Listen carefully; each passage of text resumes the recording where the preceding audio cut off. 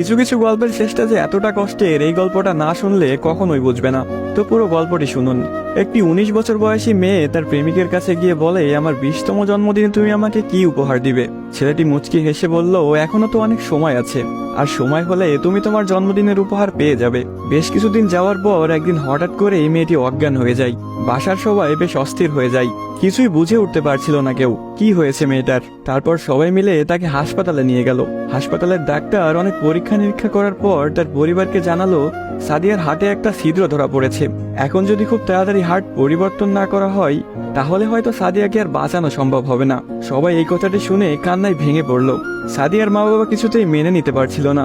সাদিয়ার প্রেমিক সাকিব তার বিষয়ে ডাক্তারের কাছ থেকে সবকিছু শুনে বলল, এ কিছুতেই হতে দিবে না সে। তারপর সাকিব মেয়েটির রুমে গেল, দেখলো তার ভালোবাসার মানুষটি বিছানায় শুয়ে আছে। সাকিবের কাছে যেতে এই মেয়েটি বলল, সাকিব, আমি মনে হয় আর বাঁচবো না। সাদিয়ার চোখের পানি মুছে দিয়ে সাকিব বলল, কে বলেছে তুমি বাঁচবে না? তুমি খুব শীঘ্রই ভালো হয়ে যাবে। মেয়েটি বলল, তুমি কি করে জানলে? ডাক্তার তো বলেছে আমার হার্টে একটা ছিদ্র ধরা পড়েছে, আর আমাকে বাঁচানো সম্ভব না। ধুর পাগলি, তোমার কিছুই হবে না, দেখো তুমি ভালো হয়ে যাবে। এভাবেই বেশ কিছুদিন যাওয়ার পর সাদিয়া সম্পূর্ণ সুস্থ হয়ে যায় এবং বাসায় ফিরে যায়।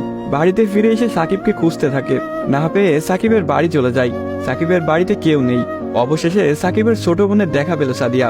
কিরে, তোমার ভাই কোথায়? সাকিবের বোন কোনো কথা না বলে হাতের ইশারা করে সাকিবের রুমটা দেখিয়ে বলে উঠল, টেবিলের উপরে আপনার জন্য একটা চিরকুট রাখা আছে। সাদিয়া কথাটি শুনে রুমে গিয়ে চিরকুট হাতে নিয়ে পড়তে শুরু করলো।